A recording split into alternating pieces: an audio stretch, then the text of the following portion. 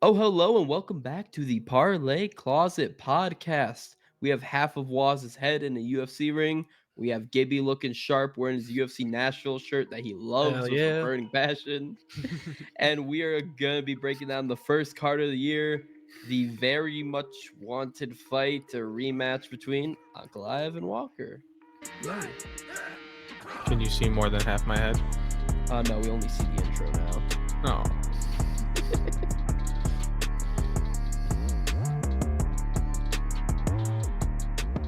I was gonna start this off asking about the Tom Aspinall Jones drama, if y'all had seen that, Nope. but you didn't. So Nope. Jones publicly ducked Tom Aspinall on live Twitter, and it was funny. But yeah, Nice. so Welcome to 2024, a new season for Gibby to lose. Yeah, excited to keep being the reigning, defending, undisputed. I don't know what we're calling it. Gambler? Gambler. UFC gambler? Picker? The picker? Yes. What are we Sure, calling yeah. it? For those who don't know, we did a running game basically since we started this to kind of tally up how we did in terms of picking on fights, decisions, outcomes, and such like that. And Waz came in first, I came in second, and Gibby came in third, but not by much, which is sad on my end. I got to pick it up. I'm supposed to be the expert. And for those who might be joining, because we have gotten some new people listening, it's going to be 1 point if you get the fighter right, 2 points if you predict the method of the fight, and 3 points if you also get the round. But you have to get the fighter, the method, and then the round in order to get the points. Now, if you go decision, you just get the first 2, but then you get a bonus 1 point for getting decision. So it's still 4 points. But yeah, we're going to do that again. Yay. I need Gibby to be down at least 40 points this time. We need Gibby to be Enough, awful. enough of this. I'm gonna take the lead and state. And Gibby, actually, we're gonna try something new. We're gonna make Gibby give every prediction first, Oh, like Really? that. so he cannot Okay. be influenced by the rest of us. And we're gonna see. I'm the if- noob. I should be influenced. Come on. No influence. No. We're gonna test this theory. If we're convincing you and you cannot change your mind after the fact. So when I you like pick that. these people, I like that. I want to test this theory just this week, Gibby, since the card is not that great. But I don't want you to be influenced. We're gonna give you the highlights, but not our picks. That's So fine. let's go Yeah. ahead and head into the first fight, Noah. Who's our Yeah. first fighters? Our first fight is going to be Joshua Van versus Felipe Bunez. I cannot pronounce his last name. I've heard it before. I'm pronouncing it wrong. That's the best you're going to get out of me. Pause. Let's let you go first with your 800-word notes on this card. Yeah, Yep, no, I so- think, between the two guys, Boone's is gonna, have the grappling advantage here for sure. But I definitely think Van has done good enough job defensively that he can definitely keep this in the striking realm, which is where he is a stronger fighter, as well as where he's gonna have that technical edge. So for me, Boone's has been looking better and better with his striking. I just don't think he's going to be having success here. I think he's going to struggle against someone as clean as Van. So while I think this is probably going to be a close fight, I am going to go ahead and take Van. But I'm not going to tell you how until Gibby gives us his prediction. But I'm leaning Van. No, I'm also going to be leaning Van.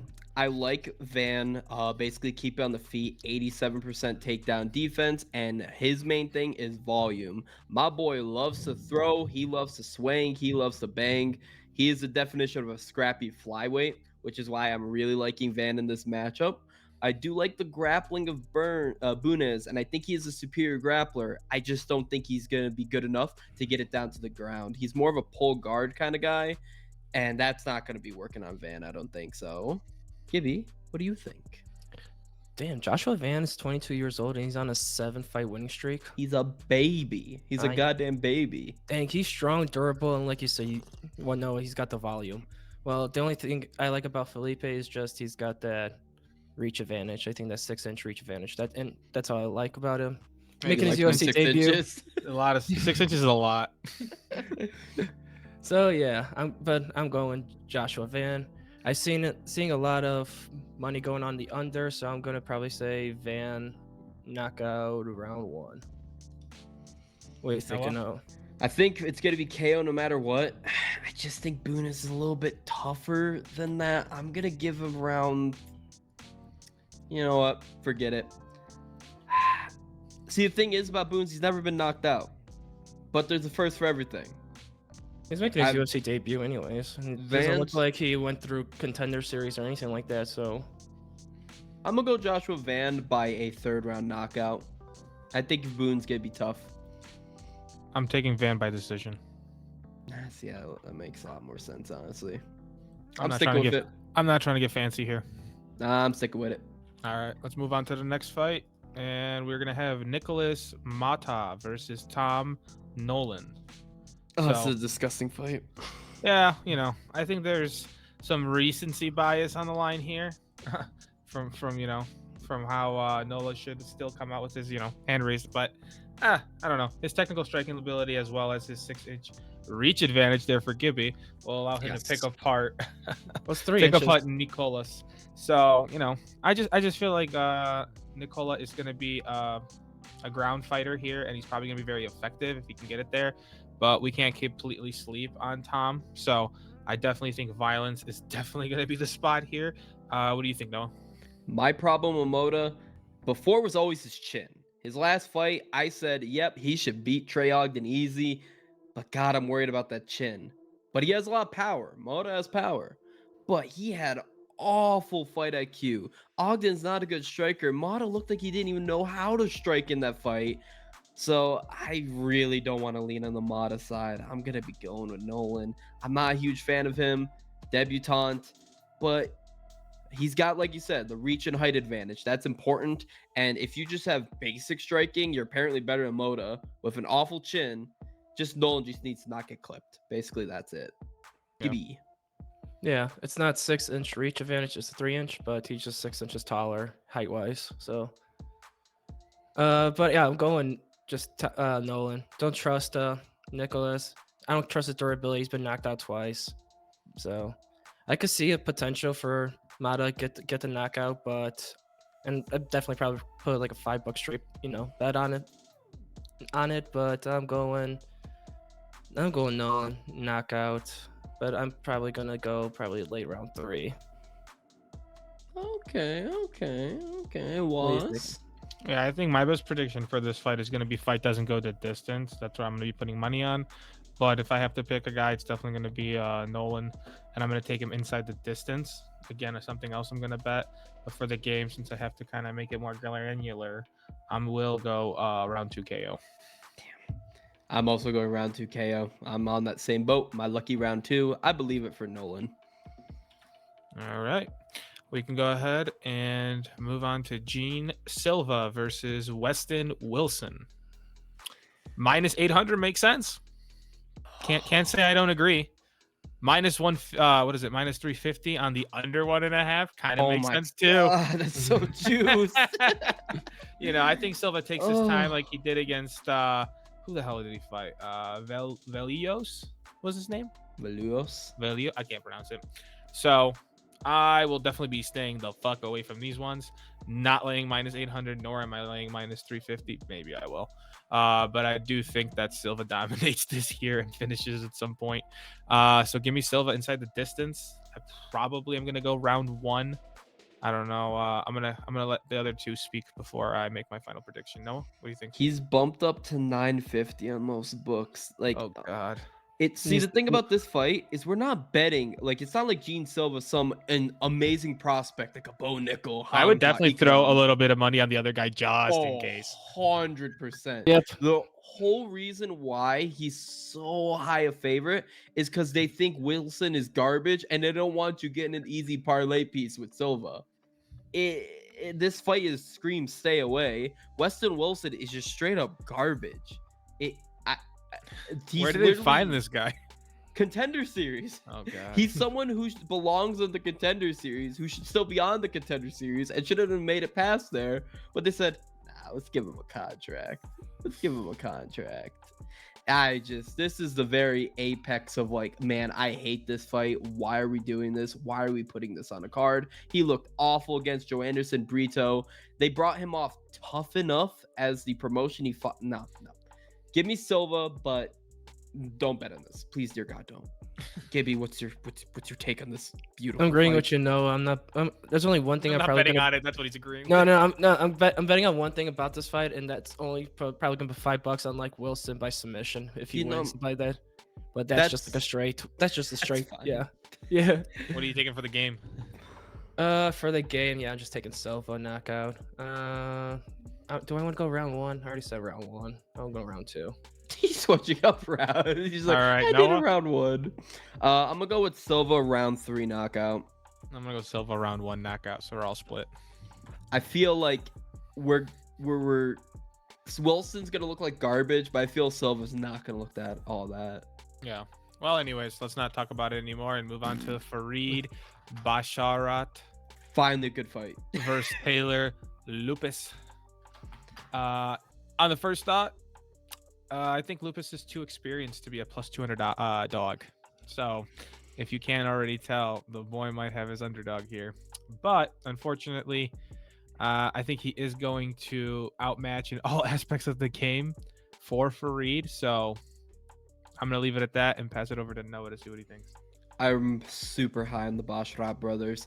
They do go to decisions too much, but this is the younger Bashrat, and he gets finishes a little bit more.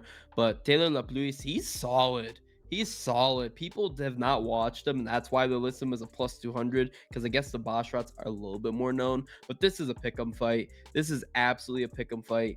I like Lapluis better distance management, and I think he's a little bit crisper in the more crispier in the boxing.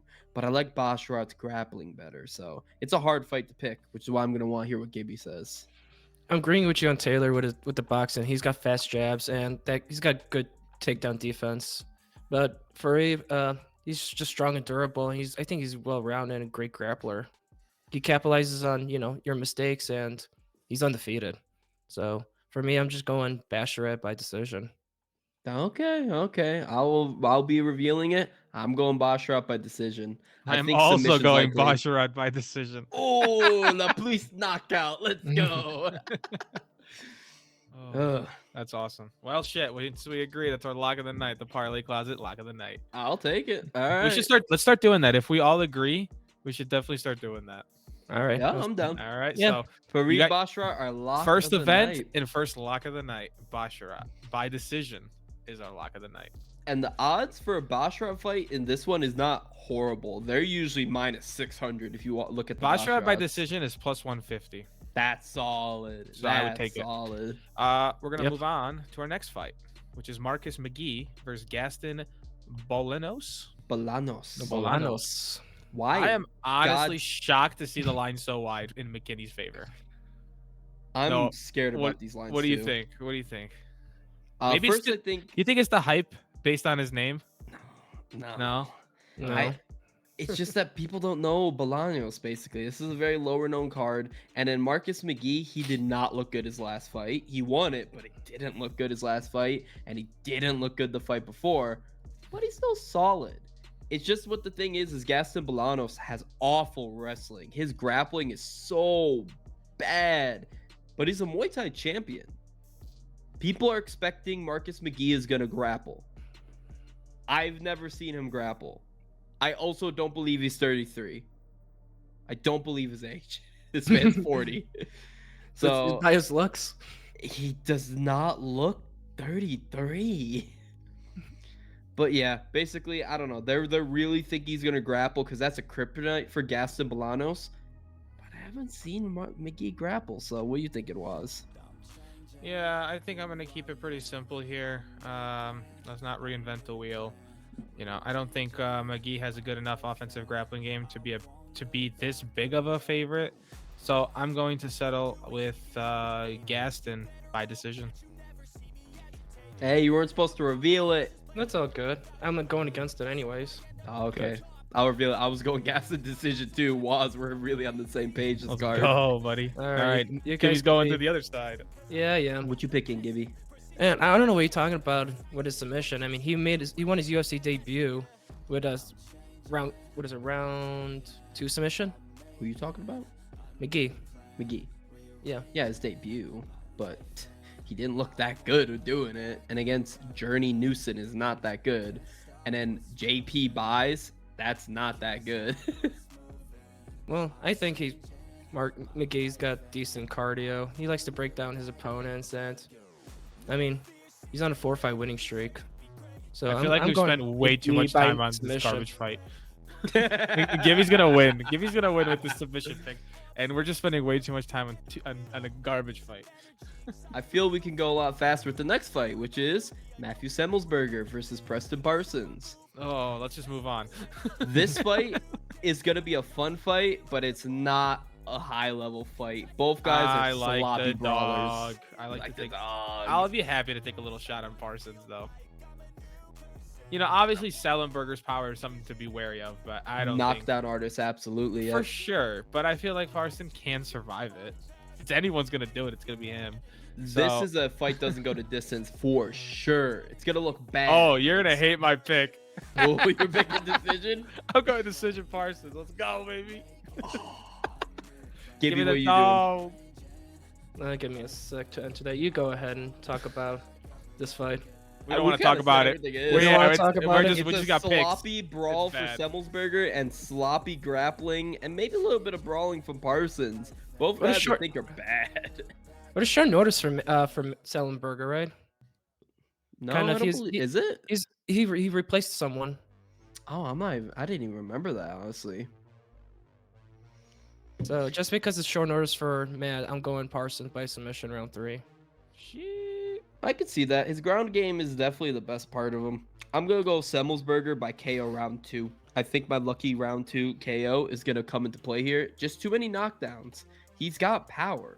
Way too much power. And after that, we're gonna move to Andre Arlovsky versus Waldo Cortez Acosta. Guys, I'm definitely you want a not statistic? Not really. It's a funny one. All right, go ahead. When Andre Arlovsky won the UFC title, we were in the 3rd grade. Jesus. Really? 44 years old, dude. He's still we were in elementary school when he was winning the title. Yeah. And guess who What you're is betting this? on? You're taking Arlovsky, aren't you? Hell no. It's Gibby, what do- over. what's- It's what's- over for him. Gibby, what's the pick here for you? Costa by KO. Oh God, I have Costa by decision. I have Costa by decision as well too. Let's go. Arlovsky, he's pillow-fisted, but Costa, he has no finishing instinct. He can finish him. He can absolutely knock him out. He just doesn't go for it. He's gonna fight it safe. Arlovsky's pillow-fisted at this age. It's over for him. This is it. He had a nice string he was doing like about a year or two ago where I was like, why is he still winning? And now he's losing again. So, There you go. all right, Moving on. to the We main got- card. We got Phil Hawks. Or Haas. Haas versus Haas. Bruno Ferreira. So, you know, this makes sense why the fight is so close on the odds. I think it's what, like minus 120 at this point for Yep. Ferreira? This is close to a pick 'em. Yeah, so this will be a banger from jump, in my opinion. What you If think, Hawes Gibby? survives. Gibby. Haas has the reach advantage, but shit is questionable. He's been There we knocked go. out. There we go. Been knocked out 3 out of his last 4 fights, and What on this the And first how round. he's been knocked out too. Don't forget, he was knocked out by a light, off-balance jab from Ikram. And he folded. Gibby, what round knockout you taking? do I want to take a knockout? I'm not taking knockout. I was gonna see some psychology here to see if it throw you off your game a little bit. What you got? Nah, I'm going. I think Phil has the grappling advantage, while Bruno doesn't have any wrestling. Okay. And only gets knockouts. Someone's Really, going so submission. I'm going submission. Yeah. Oh, submission. What, round 2? Yeah, I'll go. You want to go round 2? Yeah, I'll go round 2 for Halls. I'm This going is a- Ferreira. I'm going for a KO round 2. Damn it, Watts. What the hell? I knew you were gonna do it, so I had to do it first. So, I'll explain my reason why I'm picking the same as Waz. Should we do a parlay on all the things we agree on? I'm down. Hawes is better everywhere. He honestly is. I think the only advantage Farah has is power. But I can't trust Hawes's chin. No. After watching it folded by a jab. If he got like dropped by a jab like Burns does, I'm like, okay. He was out cold, folded. He folded like Usman did when he got head. Nah, Hawes is the better fighter. I think he'll extend it past the first round, but I think Ferreira is just going to crack him with one. We saw him do the same thing to RoboCop, and RoboCop is a take. Ferreira shattered that chin with an off-center left straight. I think an off-center left straight on Hawes with his power is going to probably decapitate the man. So give me Ferreira round 2 knockout.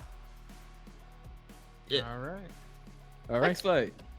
What's the next fight, Noah? Ricky Simone, I always say Simon, Simone versus Mario Batista.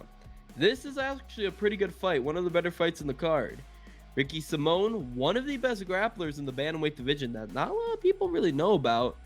And a solid striker too. Very well rounded, while Mario Batista has beautiful kicks and he can chop the leg really badly. I think this is a very solid fight. I want to know what Waz thinks about it. Yeah, I think Batista's going to stay in the fight if he implements, what I'm pretty sure, was laid out in his camp. If he does do like what Noah said and continues those kicks and he stays active and the damage is going to be brought on, I think he's going to I think he's going to put Ricky in some bad situations on the cage and the mat. But I do expect Simon's gas tank to be relentless when the striking style ends up being too much for Batista. So with those two things, I'm leaning that way towards the Ricky side. But let's see what Gibby has. What's your pick on this, Gibby? Yeah, I'm leaning more towards Ricky Simon too. Just because look at the average takedown. He's got close to 6, and with the takedown accuracy of 50, I think he's gonna probably just drag the fight out. So for me, I'm going Simon by decision. Noah? I'm going to be agreeing with the Gib Master. I think someone's going to extend it out. I think he's going to stall in some aspects, but I do think he's going to be trying to go for the finish and just won't get it. So give me him by decision. I also have Simon via decision, so you have a second lock of the night. A double lock. Parlay them? Let's do it. Let's do it. We'll get some good odds with that. Gibby, take notes. We have 2 locks of the night today. Gotcha. Who was the other lock? Do you remember? I do. Yeah, it was Boshrot decision. Gaston? Yeah, Basharat Fareed. by decision. Fareed Wait, who? Basharat. Fareed Basharat by decision. Got it. All right, let's go to the next fight and my most important fight of the card, what I'm truly tuning in for. Jim frickin' better be on UFC 300 Miller versus Gabriel Benitez. 40-year-old boa. I hate this. Why? You love them old men. You said he's planning on fighting at UFC 300, and He has to. and plans on not retiring after that too. So Okay, he should retire in 300. Let's be real here. Let's be realistic. But he needs to be on 300. He is the only person who can complete the cat trick. Only Jim Miller can be the only person to be on UFC 100, 200, and 300. We need this. The only other person who could do it is retired, and that's Brock Lesnar. What if this guy gets a concussion? That's what I'm worried about. I think Jim Miller's going to win. They definitely got a can. Benitez is not that good. Yeah. But Miller's old. He can win and get hurt. He could win and get hurt, or win and get banged up and then get hurt in training. There's too many factors. It's too close, and we're stupid for this. We're stupid for this. Gibby, talk about the fight. I was just gonna say it like what I want, but I was like, wait, no, I want to hear Gibby say it. Give us the prediction here. Gabriel sucks. He hasn't fought since 2022. In his last 6 fights, he's 2 for 6. So I'm not even taking him. I'm going Jim Miller. Do I want to go decision? Nah, I'm gonna go knockout round 2. I'm going to be going knockout round 1 for Miller just because he's still so explosive. He's knocking out young prospects still. His last fight knocked out a young and upcoming prospect. And Benitez has been knocked out, 2 of his last 4 fights? Yeah, give me Miller round 1 knockout. I'm going the other side here. I'm taking Gabriel by decision. You just want to watch the world burn, Waz. We need him on 300. And you know what? You're going to hate it, but you know who I wanted to fight on 300? Who? Tony Ferguson. Oh, God. All right. Well, after that garbage, let's go to Matthews. Nicolou versus Manuel Cop is your, he was the person you Cop. anticipated champion, was. Hey man, when these two first met back in March of 2021, they were both unranked. Now they meet close to 3 years later, and they're number 5 and 6 in the world. That night, the fight was clearly split 1-1 going into the final round, and then the robbery occurred. The numbers indicate the round was closer, with Kappa landing 31 strikes and Nicola landing 25. But it seemed to be, for the most part, that Kappa was in control, landing better strikes and stuffing the 3 takedown attempts. However, the two judges still managed to score it the other fucking way somehow and lost me a lot of money that night. So I'm going to hope that these judges don't have a very happy shit. Christmas already passed. Hopefully 2024 their Christmas sucks. And Could've give just said me the year. and so, as you kind of know with my rant that I just kind of went on there, who I'm leaning for, but I'm going to pass it to Noah so he can talk. I don't like Kape. I think he did lose the fight, but it could have went our way. But going off the fight, I think Manel has advanced further than Matheus Nicolau. I don't like how people are like treating him as like the next second coming of the flyweight division just because he told Izzy to sit down at press conference and he said some shit to Kai France. I think he's gonna be losing to top guys, but not Matheus Nicolau. I think he's advanced now. I think he'll get a definitive win this time, and I like his striking better than Matheus Nicolau, who just is a point fighter. Simple as that. While Manel Kape, he has some good knockout power, good volume, and his wrestling is decent. I think it's very overrated. A lot of people say his wrestling's really solid when he has 37% takedown accuracy. I don't know. So Gibby, give me your decision. Yeah, Nickel, like whatever his name is. Yeah, his Nicolau. Nicolau, his chin is questionable. His durability, yeah, since his last fight he got knocked out by Royval.